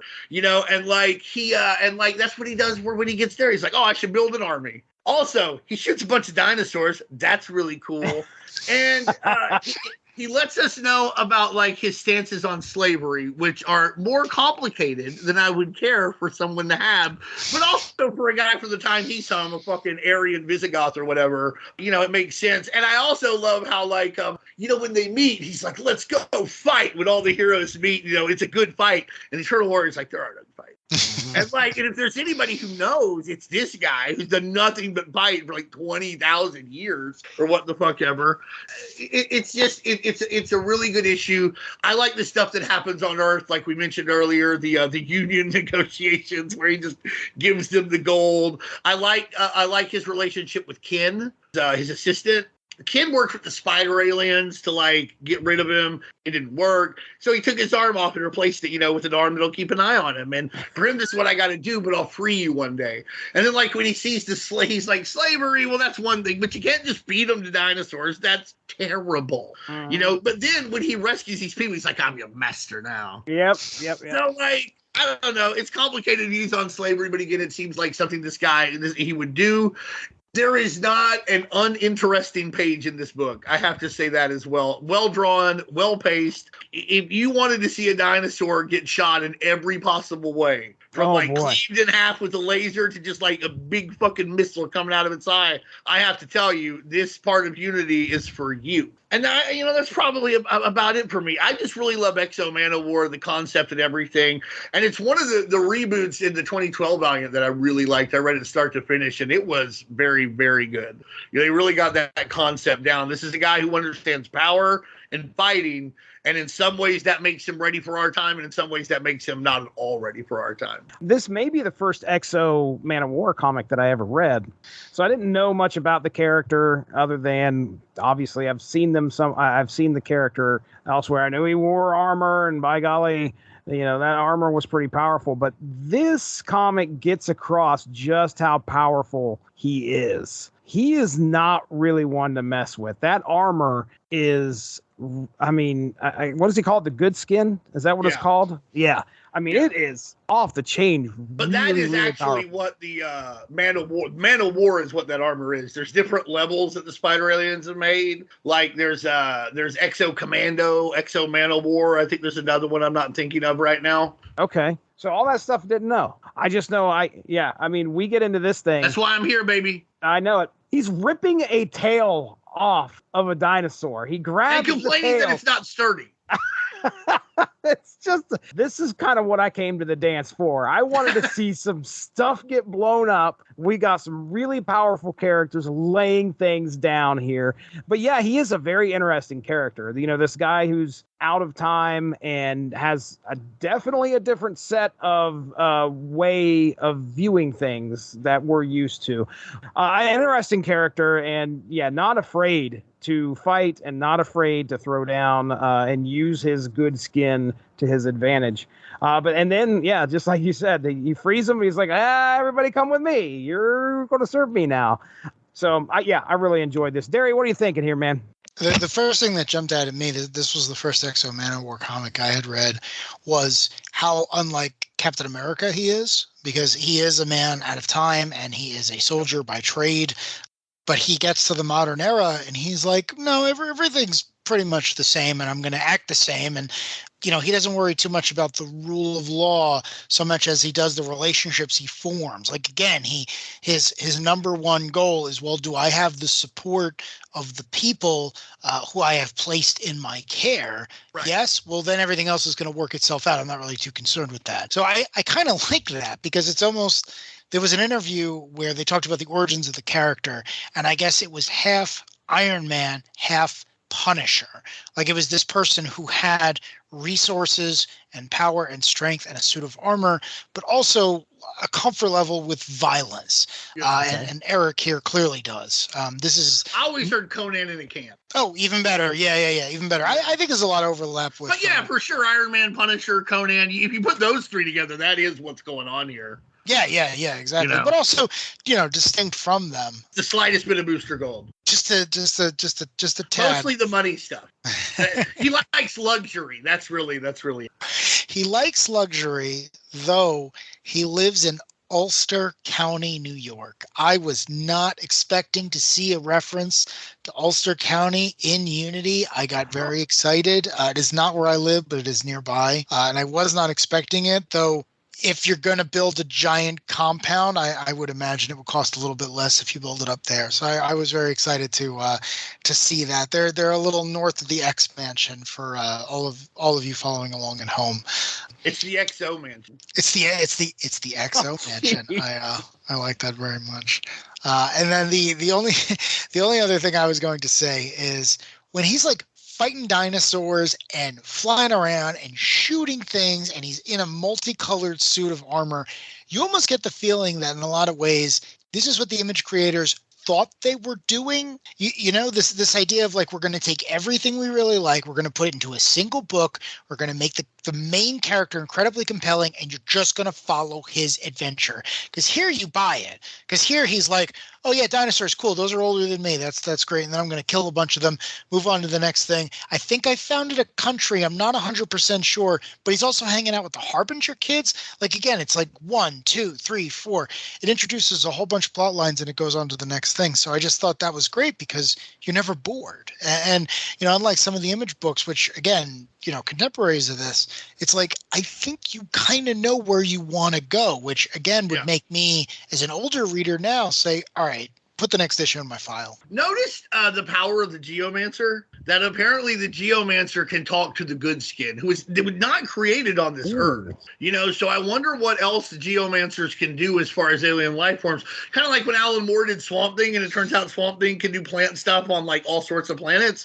I wonder if the Geomancer could like talk to Jupiter. Yeah. Because apparently, you know, apparently much like an Apple computer in Independence Day is no problem talking with like an interstellar life form. The way I read it actually was very similar to that, where Swamp Thing connects to the green, and the green is everything. Right. And then you go to a different place and there's just a new green, but the firmware is the same. I kind of read that as the Geomancer. It's like, well, you're listening to your surroundings. And at the end of the day, everything is made from matter and energy, whether, to your point, whether you're swimming through Jupiter, you're walking on Earth, or what have you. So again, I really like that idea of saying, well, we are all fundamentally connected, or we're all fundamentally the same. I just have the added ability to listen to the location I happen to find myself in. So again, to your point, like, I really like that, because I feel like if I read a Doctor Strange comic and he was suddenly on Jupiter, it'd be like, this doesn't feel right. But a Geomancer story, it's like, oh, you're an astronaut. I wanna read this book. One of the things I just want to quickly point out here, you know, at the end of this book, at the very last bit, you know, Exo's been separated from the rest of the gang. Yeah. And now when you start reading what's happening in these last few panels, he's gone off script. This guy he's gone into business for himself, which is going to make he has never read a team up comic book in his life. He doesn't. No. He's like, are we here to start a country? Like, no, we're going to fight her. Well, you know, porque no los dos. Yeah, you know, the last few things that go through his head are, they are my kind of guys. They will be my army. It's my war. I can do what I want. It's like, well, shit, man. What you know, this is definitely a little bit different than what we thought was going to happen. It really puts you in the mind of like, is this guy a hero or not? I mean, he saved these people, but what's going to happen? Because obviously there's going to be some kind of an issue later on down the line when the rest of the heroes are like, what the hell happened to Exo Man of War? We brought him here. Now he's gone. What's going on? I think that's another reason that I call this the best crossover of the 90s, is a lot of crossovers and a lot of events at some point. Somebody doesn't act the way they normally would because they need to move things forward. That's not what happens here. Everybody acts the way they normally like Exo's like, Eric's like, I don't really want to work with these fuckers. I want to go do my own thing. And that's what he does. And there's no point where like a Captain America guy comes and puts his hand on his shoulder and he's like, let me tell you, we really need you. And they're like, I'm going to do it. And I'm not making fun of that. But it just, but sometimes when guys get together, when crossovers happen, people have to do jobs they normally wouldn't do, and they have to act a little differently than they would in their comic. And I don't think that happens here. It's not that this is all very like natural and feels just as much like an issue of Exo Man of War as it does like part of a crossover, which is wild. And they do that like for just about all the parts except for Unity 0 and 1, which, you know, you can't hold that against them. Mm-hmm. Shadow Man number 4, Unity, Chapter 6. Story by David Latham and Jim Shooter. Written by Jim Shooter with Faye Perozic. Penciled by David Latham. Inked by Tom Ryder and colored by Jorge Gonzalez. April 3rd, 1992, in New Orleans. Jack Boniface as Shadow Man is trying to right some wrongs by scaring the living daylights out of an abuser. Returning home, he is persuaded to go talk to a man who has dire warnings of the end of the world. Reluctantly, he follows the man into some swamps and is told to jump in and walk under a large tree. After a couple of tries, Jack finally swims under the tree and emerges in a city in the Lost Land just as Solar and the team are in the midst of battle. Finding a young dino pilot soldier named Elia, Jack convinces her to follow Solar so that he may try to figure out who he is and why he is attacking this city. Elia takes Jack as far as Erica Pierce's tower, to which Jack jumps down and heads in. Jack has to fend off a few dinosaurs, but ends up finding Erica Pierce's chamber, where she is already engaged in mortal battle with Solar. Believing Solar is the enemy, Jack tackles Solar only to be badly burned in the process. Sensing an opening, Erica activates a containment unit that captures Solar within it. The next day, Elia speaks with Erica, who thanks her for bringing Jack as he saved Erica and the process of Unity. Elia then goes to find a badly burned Jack in a medical reconstruction unit, unconscious but stabilized. I mean, Shadow Man is a lot of fun. Later on, he'll meet Aerosmith. As far, and like, what a time for him later on. As far as I know, he never meets the guy from Madison Square Garden from the Carnage comic who had the knife out. He was ready to go, man. If they fought, I'd like to see what would happen. But as far as I know, they don't ever cross over. But he is a musician, so you don't ever know. Like, he could play that gig. And that's there right, he is. dude. He'd be on stage. The cover of Aerosmith and Shadow Man has them on the stage facing off. Yeah, he's in the crowd. Yeah. Right, so the big knife. He's got it. He's ready to go. No, I like Shadow Man, and I like that he's a guy. He's just learning like what this means, how this works. He works better at night. He has to like really encourage himself to do things. And as it goes on, I love that since he's the neophyte, he doesn't know what he's supposed to do. He knows he's supposed to go there and help fight this demon, but he doesn't know who the demon is, and he's got to make a call, and he makes the wrong one. This is a really good way to wrap up the first third of the crossover. I mean, it's 18 parts. You definitely feel like this is the end of the first chapter, for the most part. Like, okay, the first act, if you will. Shadow Man is just, I like his costume. I think it's cool the way he gets there. Everybody else does their own thing, and this is a way to show. They've been talking a lot about how you get to the Lost Land. You know what I mean? And they've been talking a lot about how that works to get to the Lost Valley and stuff. But like anybody can do it, but everybody you see do it does it like magnificently with Solar or like, crazy geomancer stuff. This person just like goes under a tree, which is, a tremendously large amount of fun. I'm also a sucker for the trope where somebody who is part of some kind of rigid ideology and regime goes against their training for no reason. And that happens here when he gets to the future and he meets the dinosaur rider who he convinces to like help him. There's no reason she should do it whatsoever. And he's got the great line. She's like, I don't know why I'm helping you. And he's like, under this mask, I'm a very honest space. We're going to see how this impacts everything else going forward. It feels like this might be it for the heroes. And in the next third, you're really going to feel like the heroes can't win. And this is the beginning of that. Also, what an idiot. He's tackled, like, obviously Solar is, like, radioactive. And he's like, you stink like it's the night, man. You stink like it's dark. Don't let the day burn me. It's too bright. Bro, he's radioactive. Like, you're probably already dead. Yeah.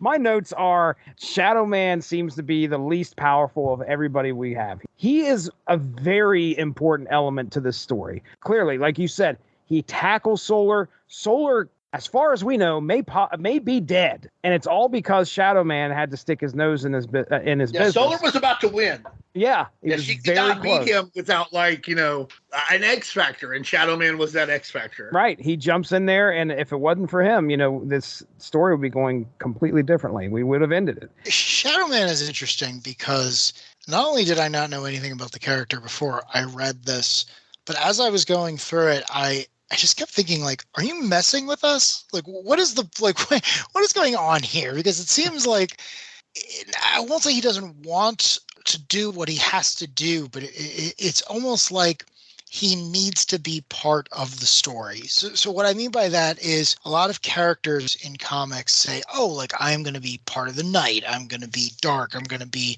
mischievous. I'm going to be someone else when no one can see me. But that is literally Shadow Man's powers. It's like, there is no sun in this exact location. I'm faster and smarter and quicker and more clever. And I can flirt with the dinosaur riders effortlessly and all these other things. Yeah. And it was almost like the story telling you we need this type of character. We need, up until this point, no one's even mentioned him. Like, he's not collected by Geomancer, by the Eternal Warrior, by the Harbingers, or any of the other characters that you see in the background. He just kind of shows up. He's the shadow cast by Solar, if you will. Yeah. And then something I may have mentioned before is Solar, who in the 60s was referred to as Dr. Solar, reminds me a lot of Dr. Manhattan, again, from Watchmen. To me, Shadow Man, when, again, I kept trying to make sense of him, I was like, oh, you're the Rorschach of the story. You're the one that doesn't fit, that no one is quite expecting, that wears a mask. The whole basis for the character is the mask. And you kind of you invert what you expect to happen. And again, as a result, the villain is able to get the upper hand. So I like that. And to Dean's point, it is an excellent way to end the first third. Again, if this were today, the first 6 issues would probably be the trade. So you would leave off here, and then you'd probably go get the next volume when it came out in a few months. So I thought it was really good. I enjoyed it for that purpose. I don't know if that was intended by the creative team. Again, really no experience with Shadow Man. I think it was definitely intended to end it there. Like, this is meticulously plotted. Yeah. The only other thing I would say is, for those of you who do not know, in case we forget to mention it later, the Shadow Man, I believe it's volume 2 under the Acclaims comic banner, is written by the one and only Garth Ennis, and I have read that, and it is very good. So if you at all enjoyed this, seek out a lesser known Garth Ennis book. It is worth your money. Yeah. Before Shadow Man shows up, in a lot of ways, I know that Geomancers kind of do this, but there's no magic. You know what I mean? And they're just starting to establish what magic is in the Valiant universe. And Shadow Man is, he's going to be connected to voodoo characters. And later on, there's going to be a few guys I think Dr. Mirage can connect more with, the magical side and stuff. But I think this is a place where they're if magic is going to have a place in our universe, and we already have this character, it's got to have a place in Unity. And if magic has a place in this universe, it can't just look the same as science, which sometimes that happens in the DC and Marvel universe in a bad way. I actually like that for the most part, because I believe if you showed our cell phone to somebody from even 1905, they would think it was magic, because they could not tell that the gap in technology between then and now, just they could not fathom it or what have you. So I enjoy when those things, are, they slightly correlate or what have you, and are seen as the same thing. But I also like when there are distinct rules about them and distinctions, that can be made about how the characters go about things. And Shadow Man, like you said, they don't know who he is. He's on the outskirts. He's just getting started. So he winds up listening. Apparently, he's just told everyone his secret identity, which is wild. But he has to find his own way swimming under this old tree who apparently tells great stories. And the guy who is trained to be a geomancer just likes to go listen to the tree told him. And that's how he gets to the Lost Land. And I really like it. He does everything his own way. The other guys are a lot more similar. There's a lot more similarities between Exo Manowar and fucking the Eternal Warrior than there is Shadow Man and anyone else here. When we see more from the Harbinger, issues and stuff, that might change my viewpoint. I don't think so, though. This guy has to be slightly separated, because at this point, maybe it would have been better if it had lasted forever.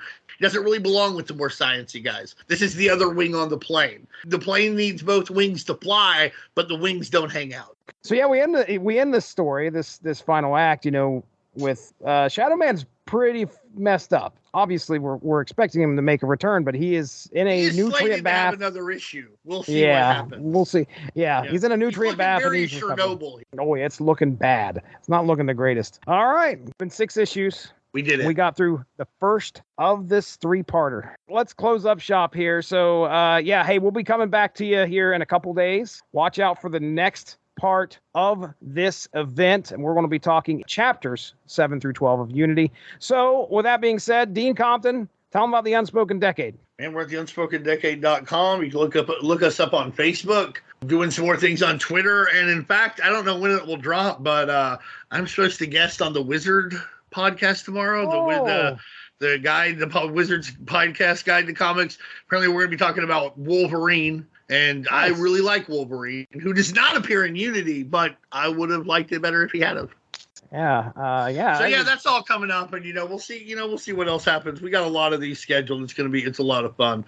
So check all that out, and hopefully drop me a line, and I'll say hi to you, and I'll answer any question about '90s comics you have, just like I do for these two. We appreciate that's that. True. That is true. Appreciate that. Well, hey, listen, the Source Material Comics feed out there on the W2M network is where we hang our hat here on the Unspoken Issues podcast. And listen, I've been doing TikToks. I don't know. I thought, well, I'm going to start trying these things, just see what I could do, as long as I can keep them under a minute, because I certainly don't want to start editing anything past that, or I'll get grumpy. But Jesse's like, hello, fellow kids. What is this a tick of talk here you got going on? There's a nice little promo piece for the Hard Case Strangers episode that we're going to be doing, that I just grabbed a little bit of an audio from what our podcast was and threw some pictures up. Jump on now! There it is. All right. And if you haven't jumped on now, then you might as well go ahead and do so. Listen, we're going to get out of here. For Dean Compton, for Darry Wade, I am Jesse Starcher. We thank you so much for joining us. We look forward to entertaining you again when part 2 of this event happens, which will be in a couple days. Have a good one. Bye-bye. Thanks for joining us. Unspoken Issues is part of the UnspokenDecade.com, the home for 90s comics, blogs, and podcasts. Unspoken Issues also has a Facebook group you can join if you are interested. Just search the Unspoken Issues podcast and request to join. All of this would not be possible without W2Mnet.com and the Rattlechin Broadcasting Network, so make sure to seek them out for more podcasts. If you enjoyed what you heard today, please feel free to share, and we look forward to entertaining you again soon.